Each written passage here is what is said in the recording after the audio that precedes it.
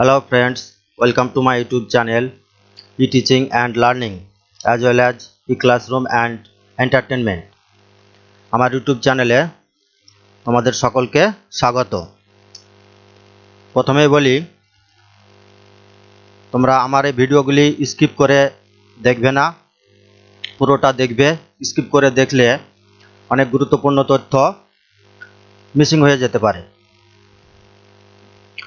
তাছাড়া তোমরা আমার এই ইউটিউব চ্যানেলটিকে অবশ্যই সাবস্ক্রাইব করে দেবে, ভালো লাগলে একটি লাইক দেবে। তাছাড়া ভিডিওটি কেমন হলো কমেন্ট বক্সে অবশ্যই লিখে জানাবে এবং তোমাদের বন্ধুদের সঙ্গে আমার এই ভিডিওগুলি বিভিন্ন সোশ্যাল মিডিয়ায় অবশ্যই শেয়ার করবে। তো let's get to the main topic. আজকের ক্লাসটি হচ্ছে মডেল অ্যাক্টিভিটি টাস্ক আর assignment for class 10 subject English. এখানে তোমাদের টেক্সট বই থেকে একটি প্যাসেজ নেওয়া হয়েছে এবং সেখান থেকে কিছু প্রশ্ন দেওয়া হয়েছে, সেগুলোর উত্তর তোমাদেরকে বাড়িতে অ্যাসাইনমেন্ট বানাতে হবে। তো চলো দেখি আবার প্যাসেজটি। Reading seen. Read the following passage and answer the questions below. তোমাদের এই টেক্সট বই থেকে যে অ্যাসাইনমেন্টে বানাতে দেওয়া হচ্ছে সেটি হচ্ছে একটি গল্প, দ্য পাসিং অ্যাওয়ে অফ বাপু। লেখিকা হচ্ছেন নয়নতারা সেহগল। তোমরা অলরেডি টেক্সট বইয়ে এই স্টোরিটি পড়েছ, the passing away of Bapu.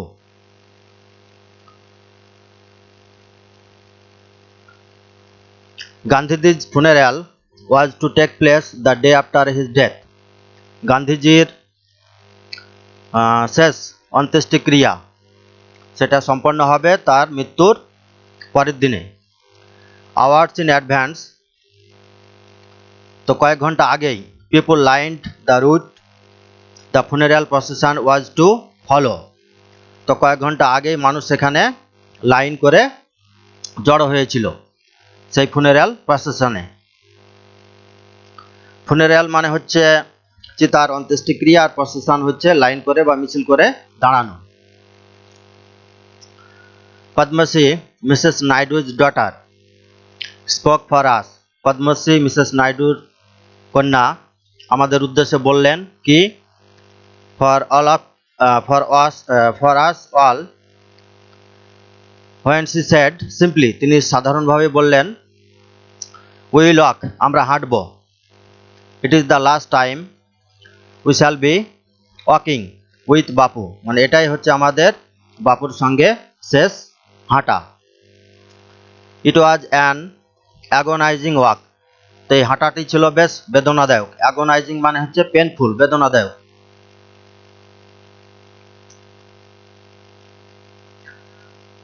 Thousands silently watched the procession, হাজার হাজার মানুষ নীরবে তার অন্ত্যেষ্টিক্রিয়াটি দেখলেন। বাপু lay on an open truck, বাপু শুয়েছিলেন একটা খোলা ট্রাকে উইথ ফলোয়ার্স, এবং তার অনেক অনুগামীও ছিলেন। থাউজেন্ডস অফ পিপল ওয়েপ্ট, হাজার হাজার মানুষ কান্না করছিলেন। Trying to touch Bapu's feet, এবং হাজার হাজার মানুষ বাপুজির পদধূলি স্পর্শ করার জন্য চেষ্টা করছিলেন। It was impossible to move in the thick crowd, সেই ঘন ভিড়ে নড়াচড়া করা বা এগিয়ে যাওয়াটা অসম্ভব ছিল। As I moved forward slowly, যখনই আমি ধীরে ধীরে সামনের দিকে এগোলাম। আই আন্ডারস্টুড, আমি বুঝতে পারলাম। I was not merely in the midst of গ্রেভিং people, আমি তখন বুঝতে পারলাম যে আমি কেবলমাত্র দুঃখী মানুষদের মধ্যেই কেবল নেই, মানে অনেক ভিড়ের মধ্যে আমি পড়ে গেছি। This was even more than the funeral procession of India's beloved leader, এটা ছিল কি সে অন্ত্যেষ্টিক্রিয়ার মিছিল বা প্রসেশন লাইনে দাঁড়ানোটা, এটা ছিল সে আমাদের প্রিয় নেতা মহাত্মা গান্ধী জন্য। I was among people for home walking with Bapu had a special meaning. আমি ওই সমস্ত লোকগুলোর মধ্যেই ছিলাম যার জন্য বাপুর জন্য হাঁটাটা বা বাপুর সঙ্গে হাঁটাটা একটা বিশেষ অর্থ ছিল। We had walked with Bapu over the rough and smooth of India's recent history. আমরা হেঁটেছিলাম বাপুর সঙ্গে রাফ, সেই এবড়ো খেবড়ো রাস্তা এবং অমসৃণ রাস্তা, ভারতের যে বর্তমান ইতিহাস সেগুলোর মধ্য দিয়ে। We could not now accept the fact that, আমরা ঘটনাটি মেনে নিতে পারছি না যে the man who had led us over many difficult paths, মানে যে মানুষটি অনেক আমাদেরকে কঠিন পথ অতিক্রম করে পরিচালিত করেছেন, was never going to walk with us again, সেই মানুষটি আমাদের সঙ্গে আর পুনরায় হাঁটবেন না। বাপুর slight figure had walked staff in hand, বাপুর যে হালকা পাতলা শরীর, দেহের আকৃতি, তিনি হাঁটতেন হাতে একটি লাঠি নিয়ে। স্টাফ হচ্ছে একটি লাঠি। Over a large part of India, তিনি সারা ভারতবর্ষে হেঁটেছিলেন। To walk is to make slow progress, মানে হাঁটাটা হচ্ছে ধীরে ধীরে উন্নতি করা বা এগিয়ে যাওয়া। It is to think with clarity, এটা বিশুদ্ধতার সঙ্গে ভাবতে হবে। And closely look at all, এবং সবগুলোকে কাছে থেকে দেখতে হবে। দ্যাট ইজ অ্যারাউন্ড ইউ, তোমার আশপাশে যতগুলো আছে সকলের। From small insects to the Horizon in the distance, মানে দিগন্তে যে বা দূরবর্তীতে যে সমস্ত কীটপতঙ্গ আছে ছোট থেকে বড় সবগুলোকেই দেখতে হবে। মোরওভার, তাছাড়া টু ওয়াক ওয়াজ, মানে হাঁটাটা often the only way open to the average Indian, মানে হাঁটাটা ছিল কি গড় ভারতীয়দের মধ্যে খোলা একটা পথ। It required no vehicle except his own body, হাঁটতে গেলে কি আমাদের কোনো নিজস্ব গাড়ি দরকার হয় না, নিজস্ব শরীর ছাড়া। অ্যান্ড কস্ট হিম নাথিং, এবং তার জন্য কোনো মূল্যও দিতে হয় না। বাট হিজ এনার্জি, কিন্তু তার সে কর্মঠ উদ্যম শক্তি ছাড়া তাকে কিছু দিতে হয় না। গান্ধীজি টুক দিস নেসেসিটি, গান্ধীজি এই প্রয়োজনীয়তাটাই গ্রহণ করেছিলেন। As he took much that was common place and transformed it into a joyful effort, Gandhiji এই পথটি বেছে নিয়েছিলেন যেটা সাধারণ মানুষের মধ্যে একটা রূপান্তরিত হয়েছিল কিসে, একটা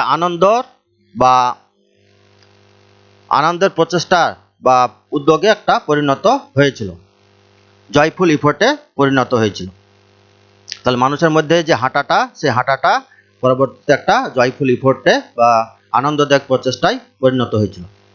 এবার এখান থেকে কিছু প্রশ্ন দেওয়া আছে। A number, complete the following sentences with information from the text, তাহলে এই যে টেক্সটটি পড়ানো হলো এখান থেকে তথ্য নিয়ে শূন্যস্থানগুলো বা বাক্যগুলো পূরণ করতে হবে। 1 নম্বর, হোয়াইল ওয়াকিং, যখন হাঁটছিল বাপু use to carry in his hand, যখন হাঁটছিল বা বাপুজি যখন হাঁটতেন তখন তার হাতে একটি বহন করতেন, কি সেটি হচ্ছে a staff,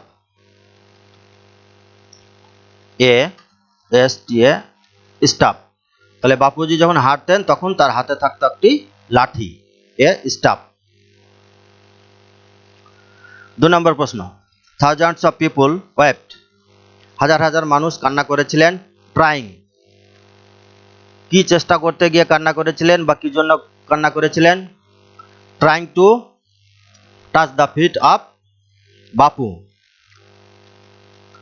trying to touch the feet of Bapu, অর্থাৎ হাজার হাজার মানুষ গান্ধীজি মরে যাওয়ার পরে অনেকে চেষ্টা করেছিলেন তার পদধূলি বা পাটা স্পর্শ করার জন্য, তাহলে trying to touch the feet of Bapu. 3 নম্বর প্রশ্ন, the author was among the people for home walking, মানে লেখিকা ছিলেন ওই সমস্ত মানুষজনের মধ্যে যার জন্য হাঁটাটা ছিল কি? For home walking had a special meaning, had a special meaning. তাহলে the author was among the people for whom walking had a special meaning. তাহলে for whom had a special meaning এই অংশটুকু লিখতে হবে। পরের প্রশ্ন 4 নম্বর প্রশ্নটা হচ্ছে টু ওয়াক হাঁটাটা ইজ টু, মানে হাঁটতে গেলে কি করতে হয়, হাঁটাটা বা হাঁটাটা কি, is to make a slow progress or is to make slow progress। তাহলে to walk is to make slow progress, to make slow progress।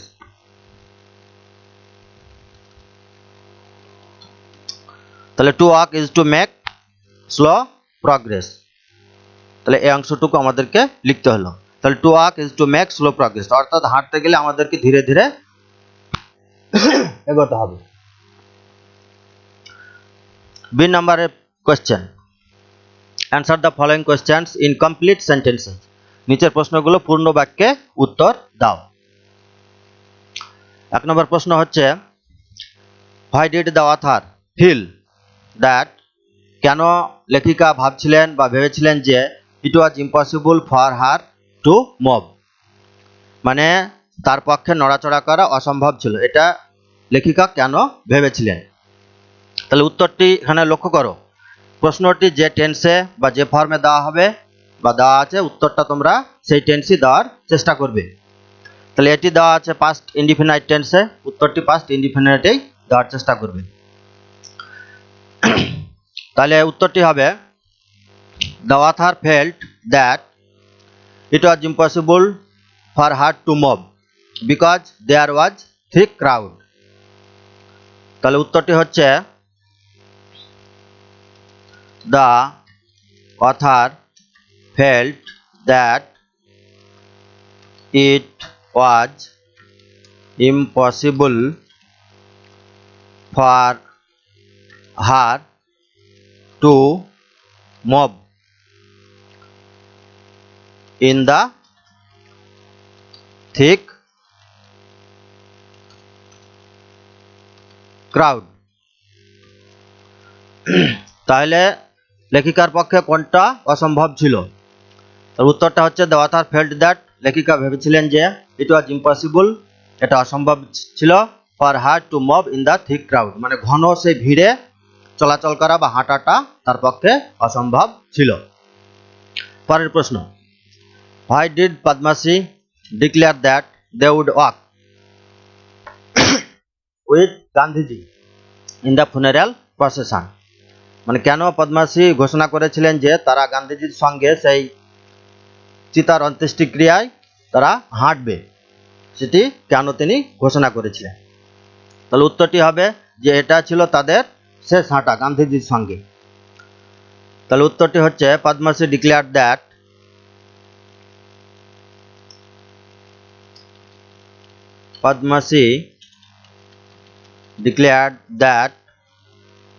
they would walk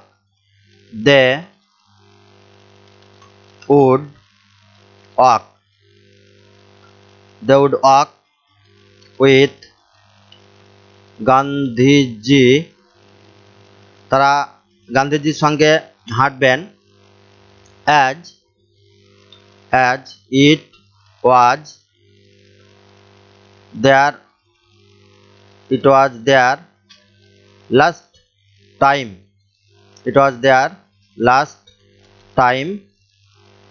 it was their last time of walking with Bapuji.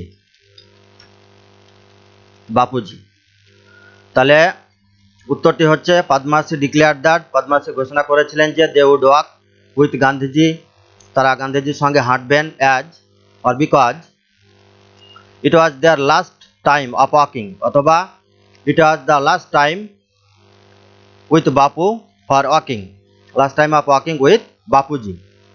পরের প্রশ্ন why did the author say that, কেন লেখিকা বলেছিলেন যে walking was the only way open to the average Indian, কেন লেখিকা বলেছিলেন যে হাঁটাটা ছিল গড় ভারতীয়দের পক্ষে একটা খোলা রাস্তা। তিনি বলেছিলেন এই কারণেই যে হাঁটতে গেলে আমাদের কোনো গাড়ির প্রয়োজন হয় না, আমাদের শুধু শরীরটাই নড়াচড়া হয়, তাছাড়া এর জন্য কোনো খরচা বা পয়সা দিতে হয় না। তাহলে উত্তরটি হবে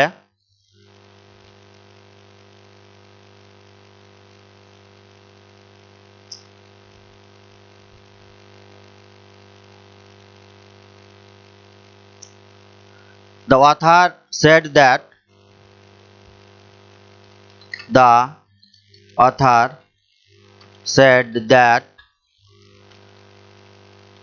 walking was the only way open to the average Indian, open to the average Indian, because it required no vehicle,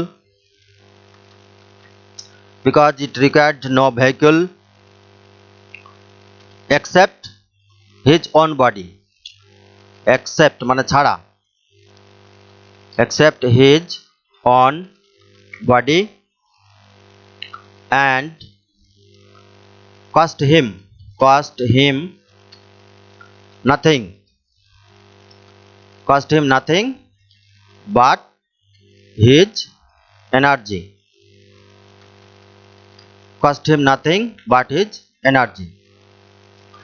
তাহলে প্রশ্নটার উত্তরটা হচ্ছে লেখিকা কেন বলেছিলেন যে হাঁটাটা গড় ভারতীয়দের পক্ষে খোলা। তাহলে উত্তরটা হচ্ছে the author said that walking was the only way, হাঁটাটাই হচ্ছে একমাত্র পথ, open to the average Indian, যে পথটি গড় ভারতীয়দের ক্ষেত্রে খোলা, বিকজ কারণ ইট রিকোয়ার্ড মানে দরকার হয় না, রিকোয়ার্ড নো ভেহিকল মানে হাঁটতে গেলে আমাদের কোনো গাড়ির দরকার হয় না, ভেহিকল মানে গাড়ি, অ্যাকসেপ্ট ছাড়া, হিজ ওন বডি নিজের দেহ ছাড়া গাড়ির দরকার হয় না, অ্যান্ড কস্ট হিম নাথিং এবং তাকে কোনো মূল্য দিতে হয় না, বাট হিজ এনার্জি তার উদ্যম বা শক্তি এটা ছাড়া তাকে কিছু দিতে হয় না। তাহলে এ হচ্ছে তোমাদের সিন অর্থাৎ টেক্সট থেকে প্যাসেজটির প্রশ্নের উত্তর। এবার আসা যাক unseen. Read the passage carefully and answer the questions that follow. তাহলে প্যাসেজটি যত্ন সহকারে পড়ো এবং নিচে প্রশ্নগুলোর উত্তর দাও। তাহলে প্যাসেজটি হচ্ছে Ernst Rutherford was the son of A Scott immigrant. Immigrant তাদেরকে বলা হয় যারা এক দেশ থেকে অন্য দেশে গিয়ে বসবাস করেন। তাহলে আর্নেস্ট রাদারফোর্ড তিনি ছিলেন একজন স্কটল্যান্ডের বাসিন্দা এবং তারা পরবর্তীতে চলে যান কোথায়? ইমিগ্র্যান্ট টু নিউজিল্যান্ডে চলে যান। His father established the first flax mill. তার বাবা প্রথম মসিনা মেশিন অর্থাৎ মসিনা চূর্ণ বিচূর্ণ করার মেশিন প্রতিষ্ঠা করেছিলেন। এস্টাবলিশড মানে হচ্ছে প্রতিষ্ঠা করা। আচ্ছা, ফ্ল্যাক্স মিলটা কি? A mill for the preparation and spinning of flax in south Island. তাহলে রাদারফোর্ডের বাবা দক্ষিণ দ্বীপে একটি স্পিনিং মিল, ফ্ল্যাক্স মিল প্রতিষ্ঠা করেছিলেন বা খুলেছিলেন। His mother was the first woman school teacher in New Zealand. তার মা ছিলেন প্রথম একজন স্কুল শিক্ষিকা নিউজিল্যান্ডে তার মাই ছিলেন একজন প্রথম স্কুল শিক্ষিকা। They had 12 children. তাদের 12টি ছেলে মেয়ে ছিল। অফ হোম তাদের মধ্যে আর্নেস্ট ওয়াজ দ্য ফোর্থ। তাদের মধ্যে আর্নেস্ট রাদারফোর্ড তিনি ছিলেন 4 নম্বর। হি ওয়াজ ব্রট আপ তিনি লালিত পালিত হয়েছিলেন। ব্রিং আপ মানে লালন পালন করা, এটা একটি ফ্রেজাল ভাব।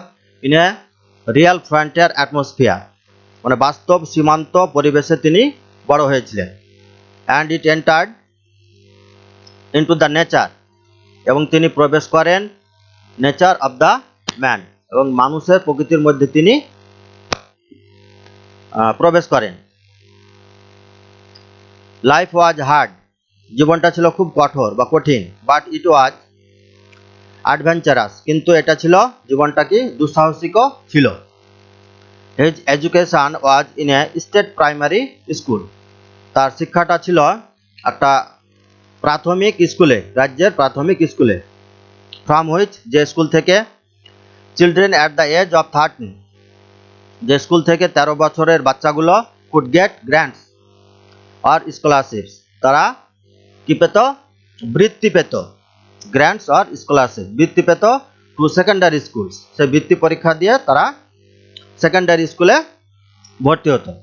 অ্যান্ড টু দ্য ইনফ্যান্ট, এবং একদম শিশু বা বাচ্চাদের ক্ষেত্রে ইউনিভার্সিটি, এবং তারপরে চলে যেত একদম ইনফ্যান্ট, ইনফ্যান্ট মানে শিশু বোঝায়, একদম শিশু বিশ্ববিদ্যালয়ে তারা চলে যেত বা ভর্তি হতো। তো Rutherford had no intention of following an academic career, রাদারফোর্ডের কোনো ইচ্ছা ছিল না, ইন্টেনশন মানে ইচ্ছা, of following an academic career মানে শিক্ষাগত জীবনযাপন বা পড়াশোনা করে শিক্ষা লাভ করা, এটার প্রতি তার ইচ্ছা ছিল না। He was no bookworm, bookworm বলা হয় তাদেরকে যারা হচ্ছে বইয়ের কৃমি, বুক ওয়ার্ম বইয়ের কৃমি।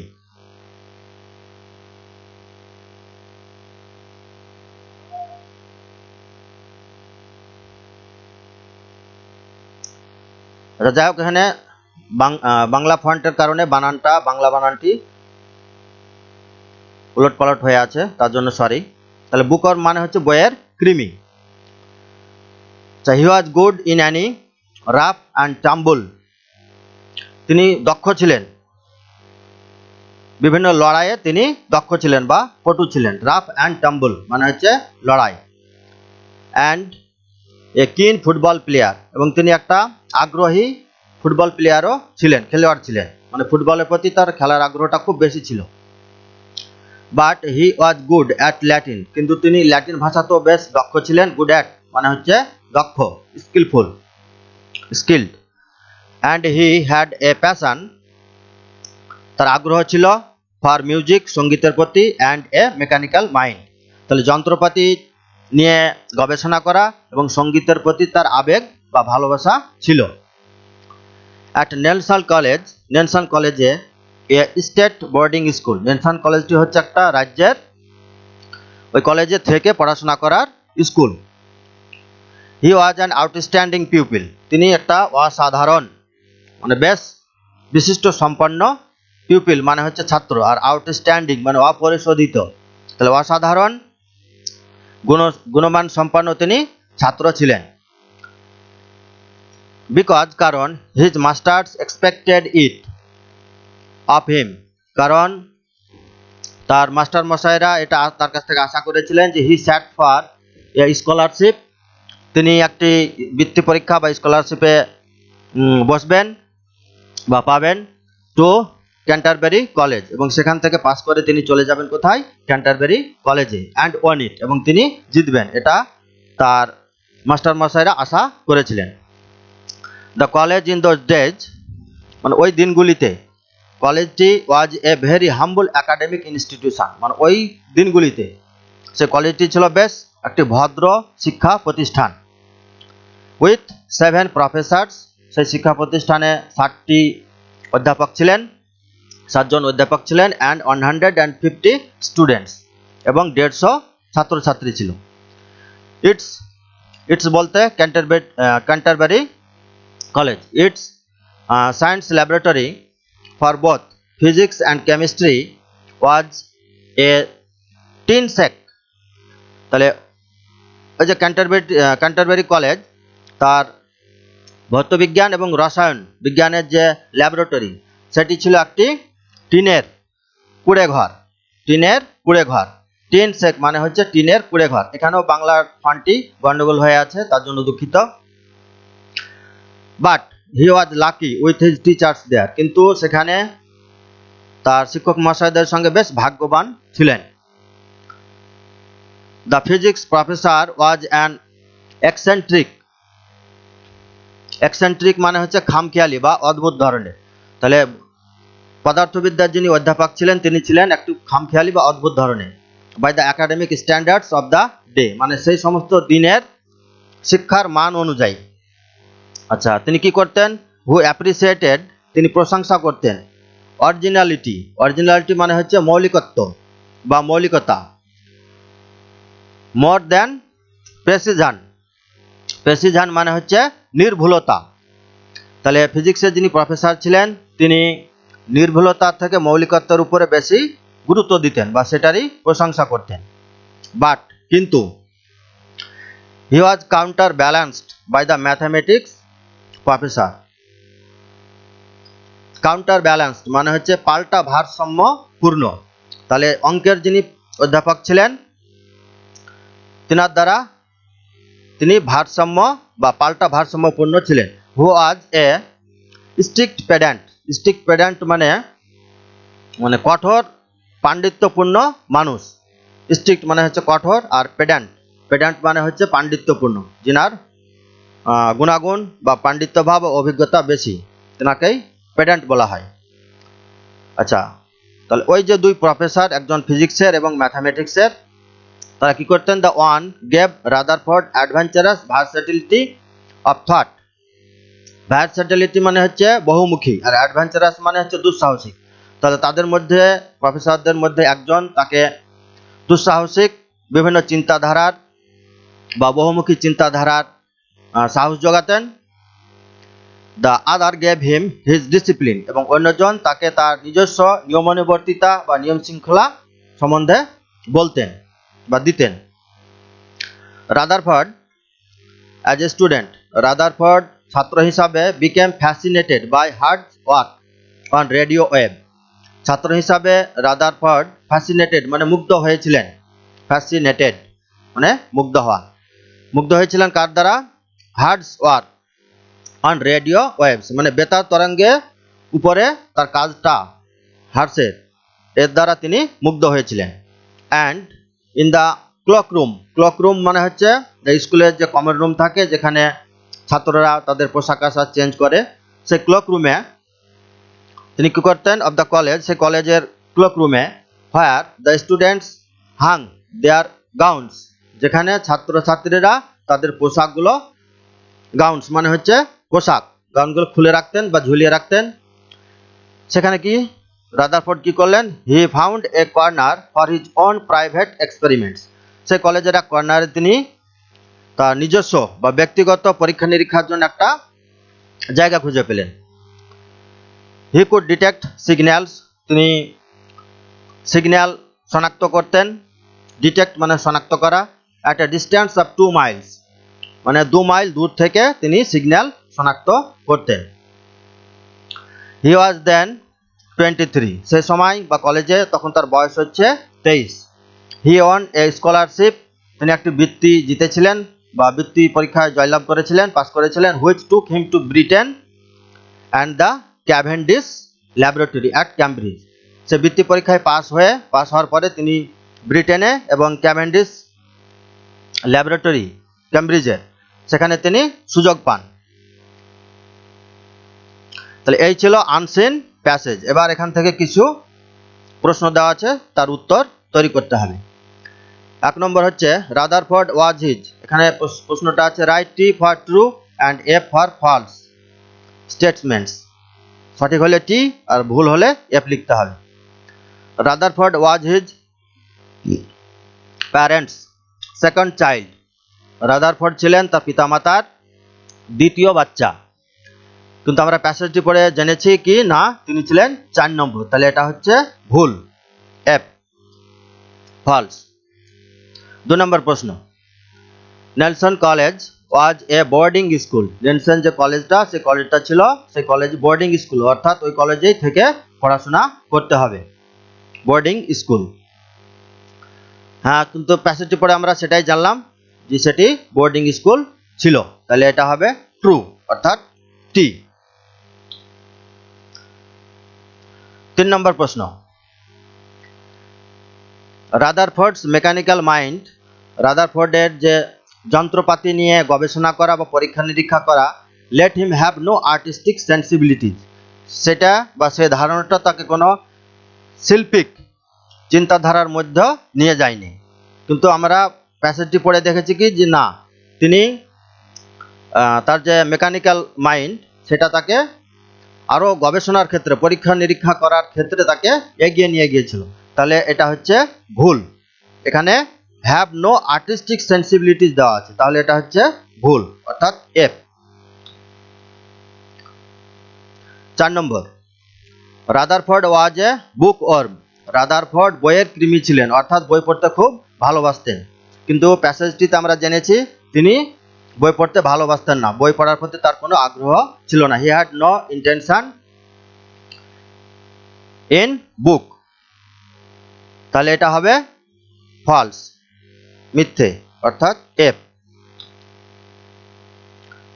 বি নাম্বার প্রশ্ন এখানে কি দিচ্ছে, অ্যান্সার দ্য ফলোয়িং কোয়েশ্চেন্স, নিচের প্রশ্নগুলোর উত্তর দাও। 1 নম্বর প্রশ্ন হচ্ছে give an account of the parentage of Rutherford, অর্থাৎ রাদারফোর্ডের পিতামাতা সম্বন্ধে একটু বা কিছুটা বর্ণনা দাও। তাহলে এখানে কি দেব, যে রাদারফোর্ড ইমিগ্রান্ট ছিলেন, তিনি স্কটল্যান্ড থেকে নিউজিল্যান্ডে আসেন, সেখানে তিনি একটা ফ্লাক্স মিল প্রতিষ্ঠা করেন। আর রাদারফোর্ডের মা ছিলেন একজন নিউজিল্যান্ডের প্রথম স্কুল শিক্ষিকা। তাহলে উত্তরটি হবে রাদারফোর্ডস family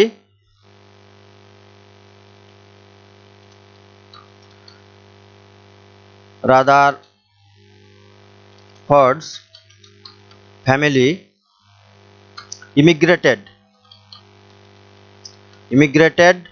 from Scotland to New Zealand.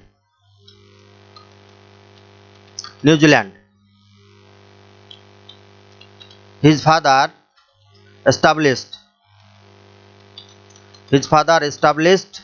a first flax mill in South Island,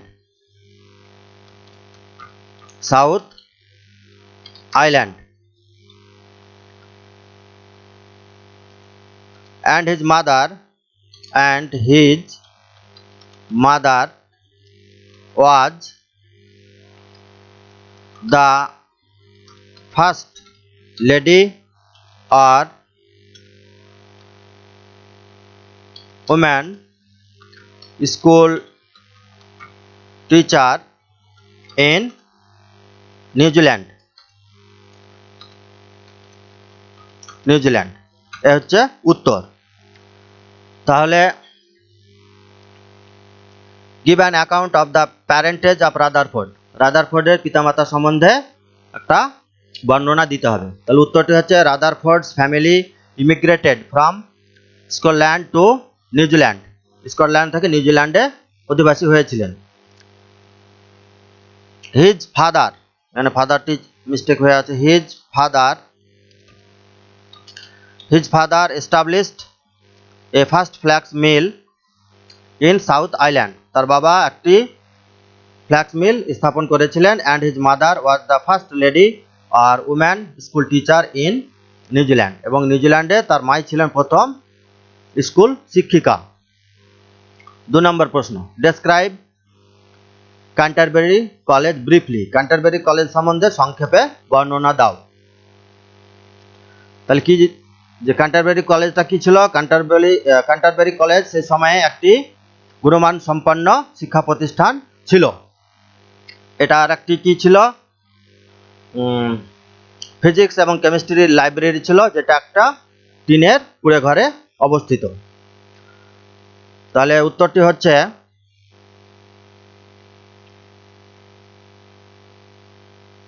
the Canterbury college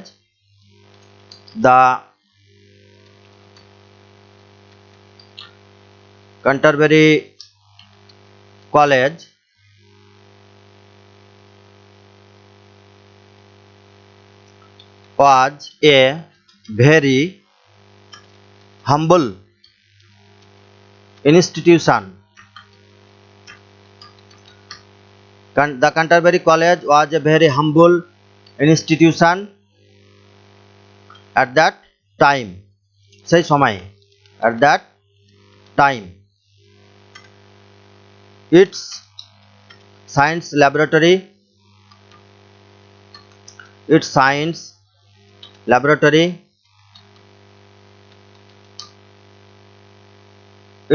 laboratory for physics and chemistry, পদার্থবিদ্যা এবং রসায়নবিদ্যার laboratory chemistry was in a tin sack. তাহলে এই যে ক্যান্টারবেরি কলেজ সম্বন্ধে একটি বর্ণনা হচ্ছে। The Canterbury college was a very humble institution at that time. সেটি খুব সম্মানীয় বা সে সময়ের একটা বেশ ভালো খ্যাতিসম্পন্ন শিক্ষা প্রতিষ্ঠান ছিল। ইটস সায়েন্স ল্যাবরেটরি, এর বিজ্ঞান বিভাগের যে ল্যাবরেটরি ফিজিক্স আর কেমিস্ট্রির জন্য, সেটা কি একটা টিনের কুঁড়ে ঘরে ছিল। 3 নম্বর প্রশ্ন, who are the balancing factors for guiding Rutherford and how did they balance his character. মানে তার ব্যালেন্সিং ফ্যাক্টর, তাকে যে একটা ভালো দিকে নিয়ে যাওয়া, তার জন্য রাদারফোর্ডকে কে কে গাইড করেছিল বা তারা কারা ছিল বা কিভাবে করেছিল। তাহলে একজন হচ্ছেন, উত্তরটা হবে কি, একজন হচ্ছেন ফিজিক্সের প্রফেসর আর আরেকজন হচ্ছেন mathematics professor.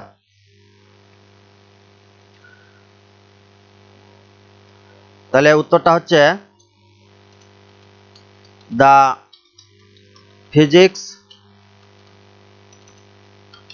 professor and the mathematics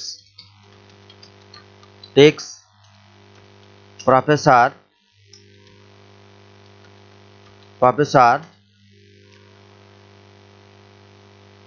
were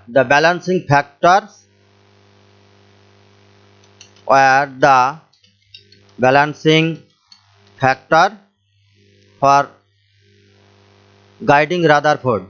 Balancing factor for guiding Rutherford. এরা দুজন ছিলেন। এই দুজন কি করতেন? One of the professors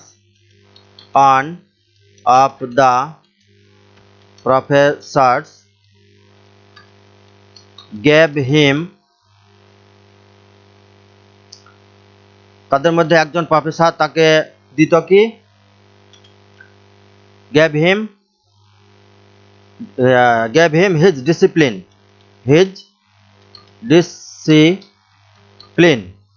একজন তাকে তার নিয়মানুবর্তিতা সম্বন্ধে শিক্ষা দিতেন। and the other one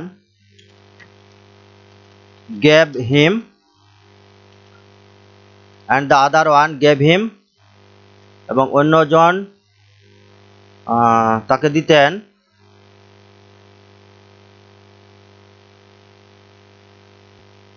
and the other one gave him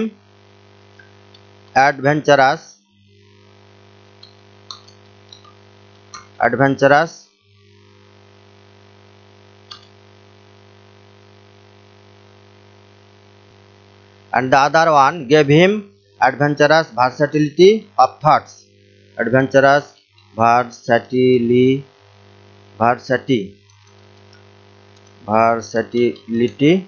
of thought. এ হচ্ছে উত্তর।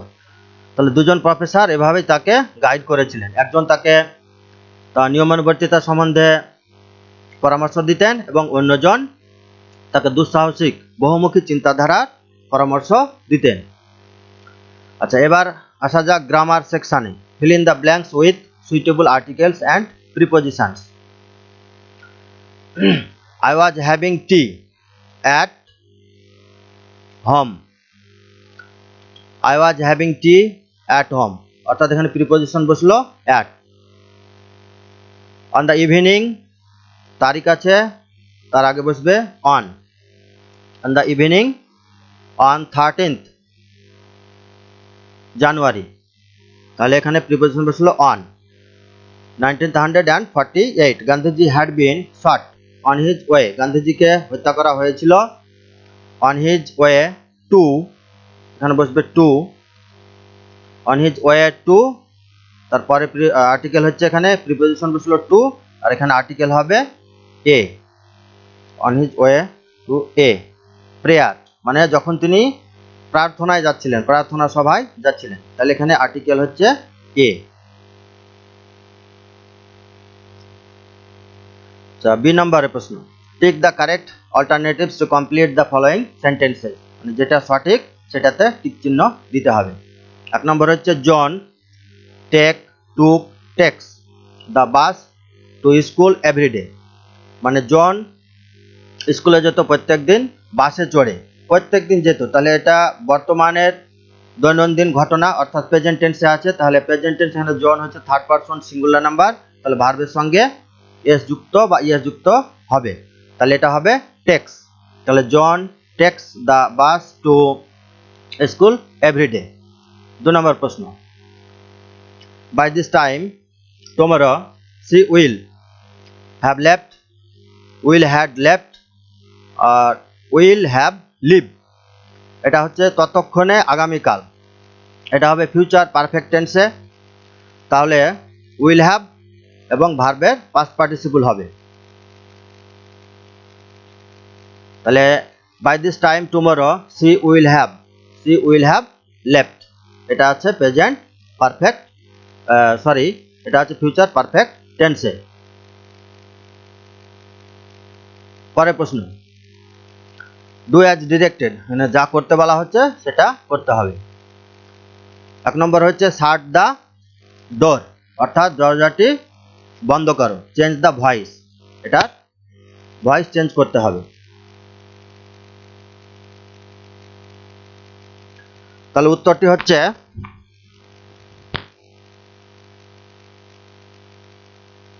এখানে অবজেক্ট দেখতে হবে, এখানে অবজেক্টটা হচ্ছে দ্য ডোর, আর এটি ইম্পারেটিভ সেন্টেন্সে আছে, তাহলে লেট বসবে। আমরা জানি যে ইম্পারেটিভ সেন্টেন্সে প্যাসিভ ভয়েস করতে গেলে লেট দিয়ে শুরু হয়, তাহলে এটা হবে let the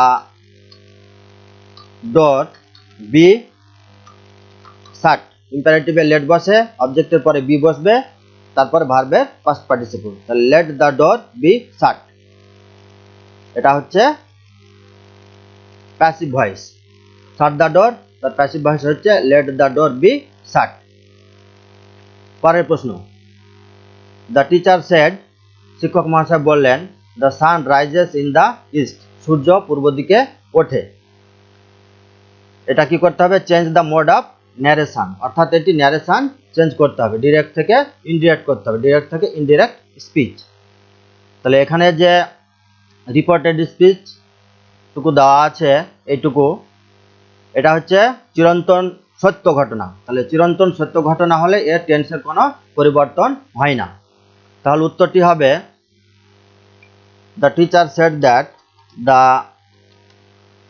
teacher said that the sun rises in the east, অর্থাৎ সেটি টেন্সের পরিবর্তন হবে না, যা আছে সেটাই বসবে। তাহলে উত্তরটি হচ্ছে the teacher said that the sun rises in the east, এটা হচ্ছে indirect speech. 3 number, the boy was very short, বালকটি খুব বেটে ছিল। He could not reach the branches of the tree, সে গাছের শাখা প্রশাখায় পৌঁছাতে পারত না। এটাকে করতে হবে কি? Join into a simple sentence, এটি একটি সরল বাক্য করে জয়েন করতে হবে, অর্থাৎ সিম্পল সেন্টেন্স মানেই একটি মেন ক্লজ থাকবে, সিম্পল সেন্টেন্সে একটি সাবজেক্ট থাকবে এবং মূল ভাব থাকবে একটি, বাকিগুলো ইনফিনিটিভ, পার্টিসিপল, জিরান্ড, অ্যাপোজিশন, এই সমস্ত নিয়মে তৈরি হয় সিম্পল সেন্টেন্স। তাহলে এখানে আমরা লিখতে পারি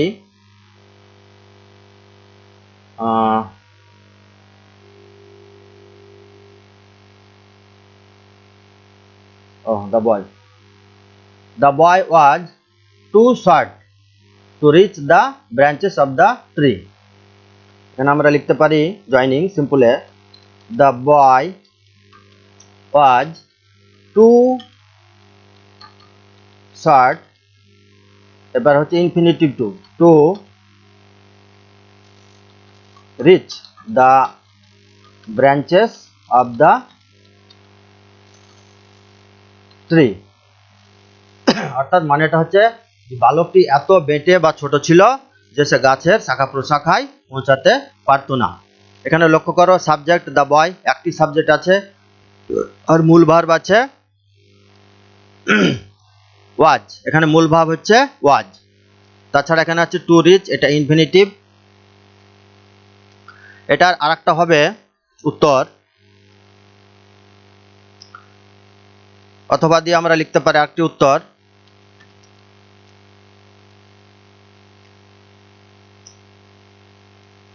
এই টু এর জায়গায় এখানে সো আমরা ব্যবহার করতে পারি, টু অথবা সো শর্ট, এখানে আমরা সো ব্যবহার করতে পারি, অথবা তাহলে টু শর্ট বা সো শর্ট, তারপরেরটি হবে টু রিচ, মানে আরেকটি টু বসবে, সেটি ইনফিনিটিভ। আরেকটি আমরা করতে পারি, এটা হচ্ছে দ্য বয় বিং শর্ট, মানে প্রেজেন্ট পার্টিসিপলে এটা জয়েনিং করতে পারি আমরা সিম্পলে বিং শর্ট, মানে বেটে হওয়ায়, being short the boy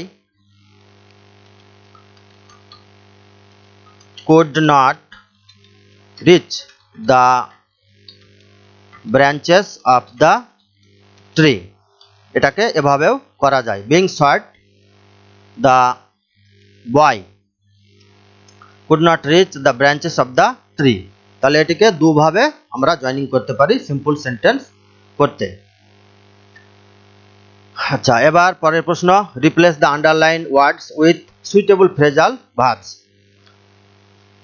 phrasal verbs, phrase মানে হচ্ছে শব্দগুচ্ছ আর ভার্বস হচ্ছে ক্রিয়া, অর্থাৎ ভার্বের সঙ্গে প্রিপোজিশন যুক্ত হয়ে ফ্রেজাল ভার্ব তৈরি হবে। তা ফ্রেজ তাকে বলা হবে যার নির্দিষ্ট মানে থাকে কিন্তু সাবজেক্ট থাকে না, অবজেক্টও থাকে না, মূল ভার্বও থাকে না, কিন্তু নির্দিষ্ট মানে থাকে, সেটাকে ফ্রেজ বলা হয়। তাহলে চলো এবার দেখি আমরা ফ্রেজাল ভার্বগুলো কি কি আছে। Rabi met his friend in the park, Rabi তার বন্ধুর সঙ্গে পার্কে সাক্ষাৎ করেছিলেন বা দেখা করেছিলেন। 2 নম্বর হচ্ছে Tanushree can not tolerate cruel behaviour to animals. Tolerate মানে হচ্ছে সহ্য করা, টলারেট, আর ক্রুয়েল মানে হচ্ছে নিষ্ঠুর, বিহেভিয়ার আচার ব্যবহার, টু অ্যানিম্যালস। তাহলে তনুশ্রী প্রাণীদের বা পশুদের প্রতি ক্রুয়েল ব্যবহার বা অত্যাচার সহ্য করতে পারতেন না। 3 নম্বর হিজ প্রপোজাল ওয়াজ রিজেক্টেড, তার প্রস্তাব প্রত্যাখ্যান করা হয়েছিল। এখানে রিজেক্টেড এর ফ্রেজাল ভার্বটা বসাতে হবে। তাহলে ফ্রেজাল ভার্বগুলো কি কি আছে সেগুলো আমরা চলো এবার দেখে নিই। টার্ন ডাউন, টার্ন ডাউন মানে হচ্ছে প্রত্যাখ্যান করা। কাম ওভার মানে জয়ী হওয়া বা জয়লাভ করা। পুট আপ উইথ মানে হচ্ছে সহ্য করা। আর কাম অ্যাক্রস, কাম অ্যাক্রস মানে হচ্ছে হঠাৎ দেখা পাওয়া। তো এই ফ্রেজাল ভার্ব করতে গিয়ে তোমাদের একটা জিনিস অবশ্যই মনে রাখতে হবে, যে বাক্যগুলো যে টেন্স বা ভার্বের যে রূপ বা ফর্মে দেওয়া থাকে, বাক্যগুলো যে টেন্স বা ফর্মে দেওয়া থাকে, উত্তরগুলো ভার্বে সেই রূপই তোমরা এখানে বসাবে। যে সমস্ত ফ্রেজাল ভার্বগুলো বসাবে সেটা বাক্যের ভার্ব বা টেন্সের ভার্ব অনুযায়ী বা রূপ অনুযায়ী বসাবে। তাহলে এখানে আছে মেট, এটি পাস্ট ইনডিফিনাইট, তাই এটা প্রেজেন্ট পাস্ট ফর্ম মেটটা, মিট হচ্ছে প্রেজেন্ট ফর্ম, মিট মেট মেট। তাহলে হঠাৎ দেখা পাওয়া, তো এখানে আমরা দেখলাম হঠাৎ দেখা পাওয়ার ইংরেজি মেটের কাম অ্যাক্রস মানে হচ্ছে হঠাৎ দেখা পাওয়া। তাহলে এটার এবার পাস্ট ফর্ম বসাতে হবে, যেহেতু এখানে মিটের পাস্ট ফর্ম মেট আছে, তাহলে কাম অ্যাক্রসের পাস্ট ফর্ম হচ্ছে কেম অ্যাক্রস। তাহলে এখানে মিট উঠে গিয়ে এখানে বসবে কেম অ্যাক্রস, কেম অ্যাক্রস। তাহলে Rabi came across his friend in the park, তাহলে এখানে কেম অ্যাক্রস বা মিট এটার বদলে বসাতে হবে, কেম অ্যাক্রস মিটের বদলে বসাতে হলো। পার্কে দেখা করলো। আচ্ছা 2 number, Tanushree can not tolerate cruel behaviour to animals. Tolerate মানে সহ্য করা, এখানে ক্যান নট টলারেট, তাহলে টলারেট শব্দটি এই ভার্বটি প্রেজেন্ট ফর্মে আছে, তাহলে এর যে ফেজাল ভাব হবে সেটিও প্রেজেন্ট ফর্মে লিখতে হবে। টলারেট মানে সহ্য করা, আর এখানে আমরা পেলাম কি লিস্টে পুট আপ উইথ মানে সহ্য করা, তাহলে এখানে বসবে পুট আপ উইথ, তাহলে এখানে বসবে পুট আপ উইথ।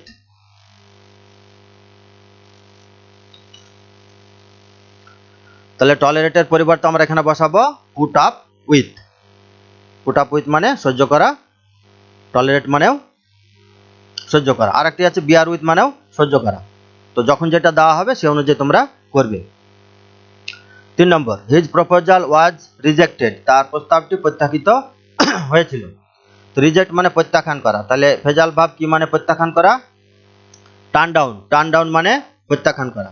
তাহলে রিজেক্টেড, দেখো হিজ প্রপোজাল ওয়াজ রিজেক্টেড, এটি পাস্ট ইনডিফিনাইটের প্যাসিভ ভয়েসে দেওয়া আছে, তাহলে এই যে রিজেক্টেড শব্দটি আছে এটি হচ্ছে ভার্বের থার্ড ফর্ম অর্থাৎ পাস্ট পার্টিসিপল ফর্ম, তাহলে এর যে ফেজাল ভাব এখানে সেটি পাস্ট পার্টিসিপল ফর্মেই বসাতে হবে। তাহলে রিজেক্টেড, তাহলে এখানে বসবে টার্ন ডাউন, এটা আরও পাস্ট পার্টিসিপল করে বসাতে হবে, TURNED, turn down, turn down বা রিজেক্টেড, এই টার্ন ডাউনটা রিজেক্টেড বদলে এখানে বসাতে হবে, টার্ন ডাউন। আচ্ছা পরের প্রশ্ন, এবার আসছে রাইটিং স্কিলে। রাইটিং স্কিলটা কি, write a letter to your younger brother, তোমার ছোট ভাইকে একটি চিঠি লেখো, mentioning the benefits of early morning exercises, মানে খুব সকাল সকাল উঠে যে আমরা দৈহিক পরিচর্যা করি, খেলাধুলা, হাঁটা, তার যে বেনিফিটস মানে হচ্ছে উপকার, সে সম্বন্ধে তোমার ছোট ভাইকে চিঠি লিখতে হবে। তো চলো এবার দেখি।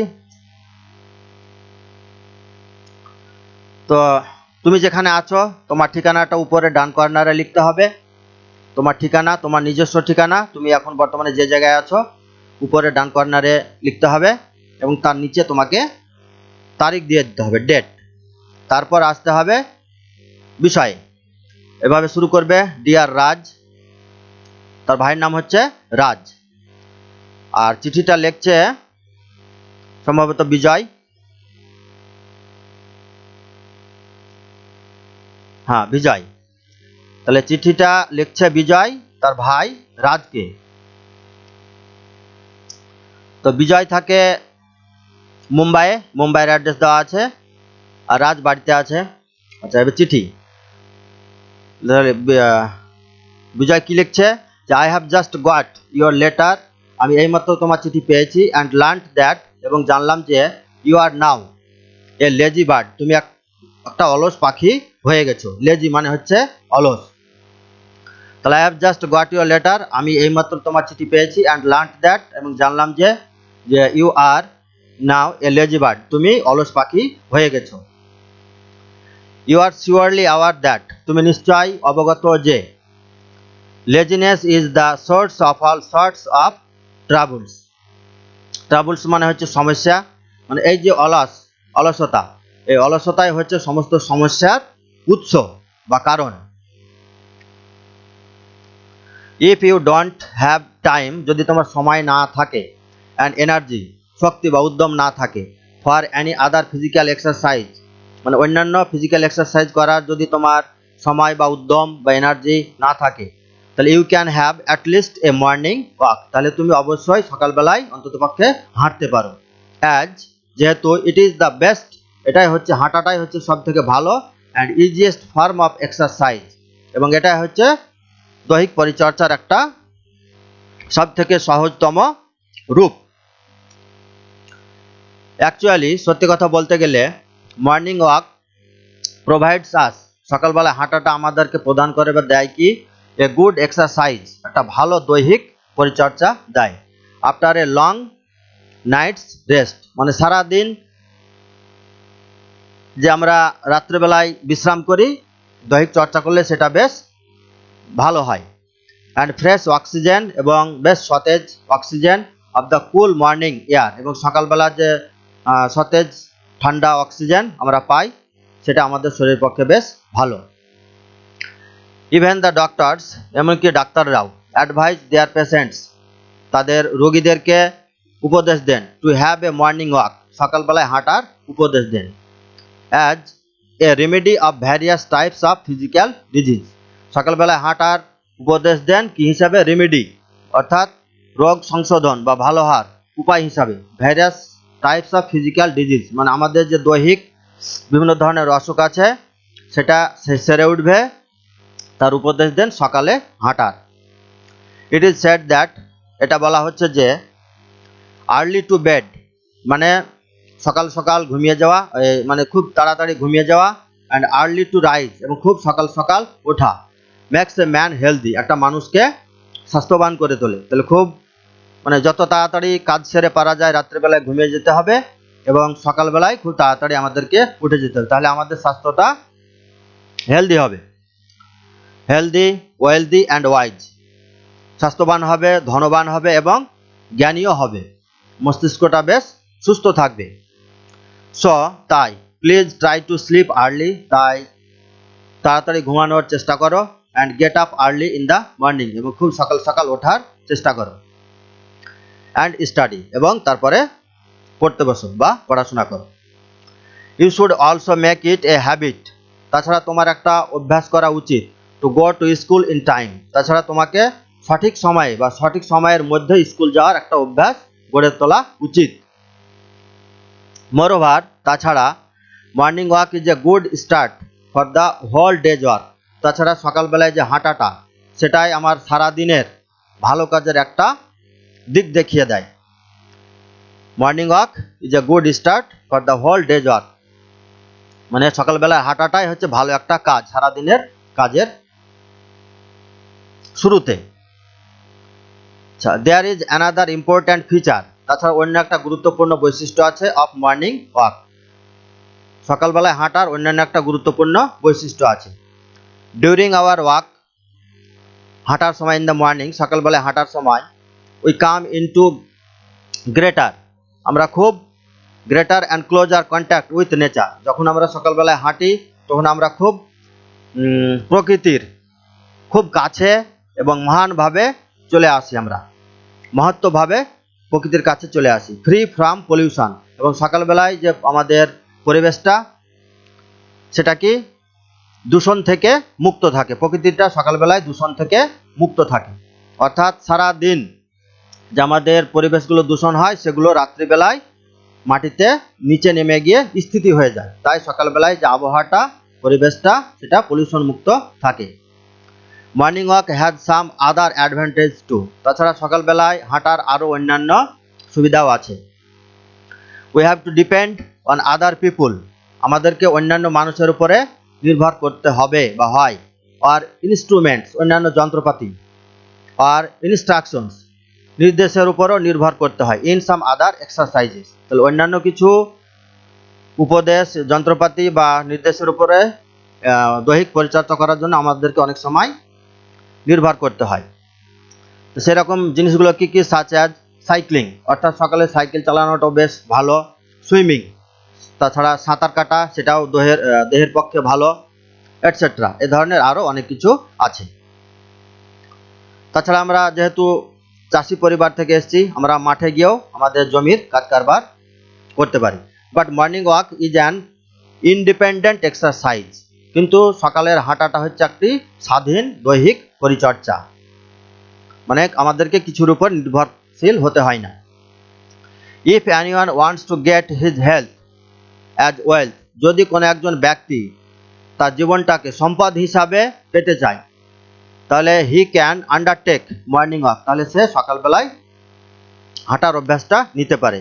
অ্যাজ, যেহেতু ইট ইজ ভেরি সিম্পল, যেহেতু এটা খুবই সহজ, হাঁটতে গেলে অন্য কিছুরই দরকার হয়ে পড়বে না।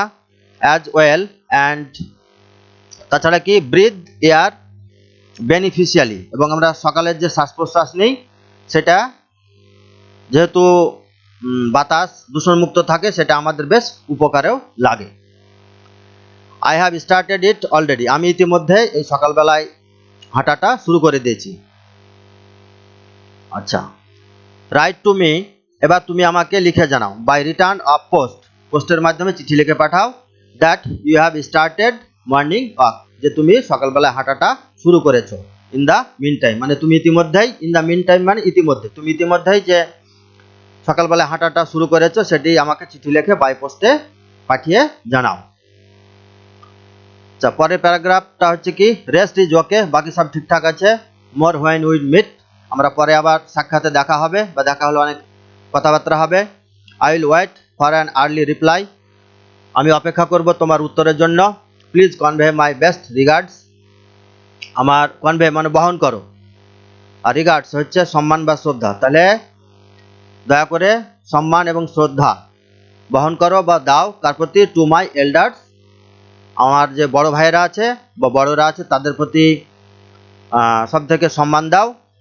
অ্যান্ড লাভ টু ইয়াঙ্গার, এবং যারা আমার থেকে ছোট তাদের প্রতি ভালোবাসা রইল, তাহলে বড়দের প্রতি শ্রদ্ধা রইল আর ছোটদের প্রতি ভালোবাসা রইল। শেষে লিখতে হবে ইয়োর্স সিনসিয়ারলি, তারপরে যে চিঠিটা লিখছে তার নাম, আর বাম দিকে যে ঠিকানায় চিঠিটা পাঠানো হবে বা যার কাছে পাঠানো হবে তার নাম এখানে লিখতে হবে। তার নাম হচ্ছে রাজ, সে বাড়িতে আছে বা তার বাড়ির ঠিকানা এখানে লিখতে হবে। আর ঠিকানা, নাম এবং ঠিকানাটা লিখতে, অ্যাড্রেস অফ রিসিভার মানে চিঠিটি কে পাবে বা কে গ্রহণ করবে তার ঠিকানা, এবং এখানে ডান কর্নারে স্ট্যাম্প এই শব্দটি ছক কেটে লিখে দিতে হবে। অর্থাৎ কি, চিঠি, যে কোনো চিঠি পোস্টেজ স্ট্যাম্প আমরা যদি না বসাই তাহলে সেটি যাবে না, তাই ডান দিকে এখানে স্ট্যাম্পটি লিখে ঘিরে দিতে হবে। আচ্ছা, এবার পরের প্রশ্ন, suppose you are the secretary of the students cultural committee of your school, মনে করো তুমি তোমার স্কুলের কালচারাল কমিটির সম্পাদক। Write a notice to all the students, সমস্ত ছাত্রকে একটা নোটিশ লেখো। টু পার্টিসিপেট, পার্টিসিপেট মানে হচ্ছে অংশগ্রহণ করা। ইন এ কালচারাল প্রোগ্রাম, একটা সাংস্কৃতিক অনুষ্ঠানে অংশগ্রহণ করার জন্য নোটিশ লিখতে হবে। সেই প্রোগ্রামটি কবে হবে, গোয়িং টু বি হেল্ড, সেই অনুষ্ঠানটি অনুষ্ঠিত হতে চলেছে অন 15th আগস্ট 2020, 2020 সালের 15 আগস্ট সেটি অনুষ্ঠিত হতে চলেছে অ্যাট ইউর স্কুল, তোমাদের স্কুলে। এ বিষয়ে একটি নোটিশ লিখতে হবে সমস্ত ছাত্রদের উদ্দেশ্যে। কে লিখবে সেটি, কালচারাল কমিটির সেক্রেটারি যে তিনি লিখবেন। তাহলে চলো দেখি এবার উত্তর। হেডিংয়ে দিতে হবে অ্যানুয়াল কালচারাল প্রোগ্রাম 2020, তারপরে নিচে ডান দিকে লিখে দিতে হবে ডেট, মানে ক তারিখে লিখছে সে ডেটটা লিখে দিতে হবে। এবার আসছে বডি অফ দ্য নোটিশ, মানে এবার নোটিশের মূল বিষয়টি। তো শুরু হচ্ছে, this is to inform all the students from class 5 to 12, মানে ক্লাস 5 থেকে 12 পর্যন্ত সমস্ত ছাত্রদের জানানো হচ্ছে যে দ্য অ্যানুয়াল কালচারাল প্রোগ্রাম, বার্ষিক সাংস্কৃতিক অনুষ্ঠান অফ আওয়ার স্কুল, আমাদের স্কুলের, is going to be held, সেটা অনুষ্ঠিত হবে বা অনুষ্ঠিত হতে যাচ্ছে অন 15th আগস্ট 2020, 2020 সালের 15 আগস্ট অনুষ্ঠিত হতে যাচ্ছে। ফ্রম 10:30 AM, অর্থাৎ সকাল 10:30 থেকে টু 3 PM, সকাল 10:30 থেকে বৈকাল 3টা পর্যন্ত হবে। কোথায় হবে সেটি, অ্যাট দ্য স্কুল অডিটোরিয়াম, মানে স্কুলের যে রঙ্গমঞ্চ, সভা করার ঘর থাকে, হল ঘর, সেই হল ঘরে হবে। সো তাই, ইউ আর অল ইনফর্মড, তাই তোমাদের সকলকে জানানো হচ্ছে। টু রিচ মানে হাজির হতে বা পৌঁছাতে, স্কুল, স্কুল তোমাদেরকে আসতে হবে কটার সময়, অ্যাট 10 AM,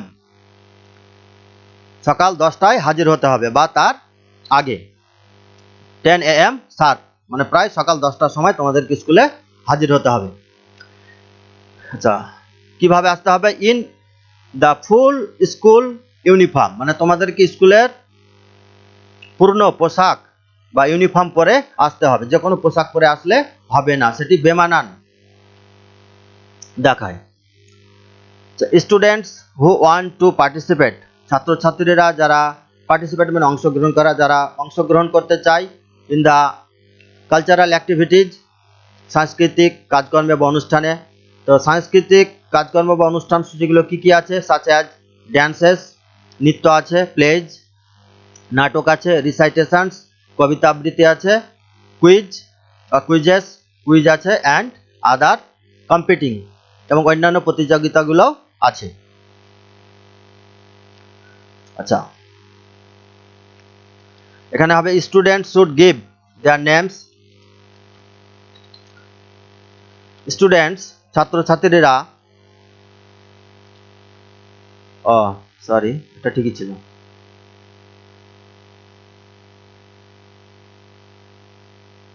আগে স্টুডেন্ট লেখা ছিল, তাহলে এটা হবে স্টুডেন্টসটা হবে না, স্টুডেন্টস, তাহলে শুড গিভ দেয়ার নেমস, তারা তাদের নামগুলো দিবে কার কাছে, বা শুড এনলিস্ট দেয়ার নেমস, মানে গিভ বা এনলিস্ট বা নাম নথিভুক্ত করাবে, enlist their names to their respective class teachers, তারা তাদের শ্রদ্ধেয় শ্রেণী শিক্ষকের কাছে তারা তাদের নামগুলো জমা দেবে, অথবা আর কার কাছে দিতে পারে, অর টু দ্য আন্ডারসাইন্ড, নিচে যিনি নোটিশটা দিচ্ছেন বা সই করছেন তেনাকে দিলেও হবে। Latest by August 15, 2020 positively. Latest by মানে অর্থাৎ এখানে 2020 সালে 15 আগস্টের মধ্যেই আমাদের শ্রেণী শিক্ষক বা যিনি নোটিশ লিখছেন অর্থাৎ সেক্রেটারি কালচারাল কমিটি তার কাছে জমা দিতে হবে। এ হলো নোটিশ। পজিটিভলি মানে সদিচ্ছাভাবে তোমাকে দিতে হবে, কোনো নেগেটিভ বা পরের দিন দেব এইরকম চিন্তাধারা জানে না থাকে, সেটাকে বলা হচ্ছে পজিটিভ, পজিটিভলি। আচ্ছা, এবার যে চিঠি লিখছে, নোটিশটা লিখছে, তো এখানে লিখতে হবে ইয়োর্স ফেথফুলি, তার নাম হচ্ছে কি, তাহলে এই কালচারাল কমিটির সেক্রেটারি হচ্ছে নবীন। এবার ইয়োর্স ফেথফুলি পরে তার নাম দিতে হবে, তার নিচে লিখতে হবে কালচারাল কমিটি সেক্রেটারি বা সেক্রেটারি অফ কালচারাল কমিটি বা সেক্রেটারি কমা কালচারাল কমিটি, তারপরে নিচে দিতে হবে স্কুলের নাম। আর বাম দিকে সেই নোটিশটিকে হেডমাস্টার বা টিআইসি ভারপ্রাপ্ত প্রধান শিক্ষক বা প্রধান শিক্ষক যিনি আছেন তার কাছ থেকে এই নোটিশটাকে কাউন্টার সাইন করে নিতে হবে, তারপরে স্কুলে এই নোটিশটি ক্লাসে গিয়ে সার্ভ করতে হবে। এটি যদি কাউন্টার সাইন না করা হয় হেডমাস্টার বা টিআইসির দ্বারা, তাহলে এই নোটিশের কোনো গুরুত্ব বা ভ্যালু থাকবে না। শুধুমাত্র কালচারাল কমিটির সেক্রেটারি স্কুলের সমস্ত ছাত্রকে এরকমভাবে নোটিশ দিতে পারে না, তাই এই নোটিশটা হেডমাস্টার বা টিআইসির দ্বারা কাউন্টার সাইন করে নিতে হবে। তো এই হলো আজকের ক্লাস 10 বিষয় ইংরেজির অ্যাসাইনমেন্ট বা মডেল অ্যাক্টিভিটি টাস্কের প্রশ্ন এবং উত্তর। ক্লাসটি বা ভিডিওটি অনেক বড় হয়ে গেল, যেহেতু 40 মার্কের দেওয়া আছে সে অনুযায়ী বড়ই হলো। তোমরা ধৈর্য হারাবে না, ধৈর্য সহকারে তোমরা এগুলো ধীরে ধীরে দেখবে এবং বাড়িতে অ্যাসাইনমেন্ট বানাবে। আশা করি তোমরা উপকৃত হবে আমার এই ভিডিও দেখে। আচ্ছা, অবশেষে আবারও বলি, তোমরা আমার YouTube channel E teaching and learning as well as he classroom and entertainment এই ইউটিউব চ্যানেলটিকে অবশ্যই সাবস্ক্রাইব করে দেবে। স্কিপ করে ভিডিওগুলো দেখবে না, ভালো লাগলে একটি করে লাইক দেবে। তাছাড়া কমেন্ট বক্সে তোমাদের মতামত লিখে জানাতে পারো এবং আমার এই ভিডিওগুলি তোমরা তোমাদের বিভিন্ন বন্ধুদেরকে সোশ্যাল মিডিয়ায় শেয়ার করে দেবে, যেমন Facebook, WhatsApp, Instagram, Twitter, imo, এই সমস্ত যেগুলো সোশ্যাল মিডিয়া আছে এগুলোতে শেয়ার করে দিবে। তো তোমাদের ভিডিওটি কেমন লাগলো তোমরা কমেন্ট বক্সে অবশ্যই লিখে জানাবে। তোমাদের দিন শুভ হোক এই বলে আমি আমার আজকের অ্যাক্টিভিটি টাস্ক আর অ্যাসাইনমেন্ট সাবজেক্ট ইংলিশ ক্লাস 10টি শেষ করছি। ধন্যবাদ and thank you again for watching my videos. Have a nice day. Take care. Bye.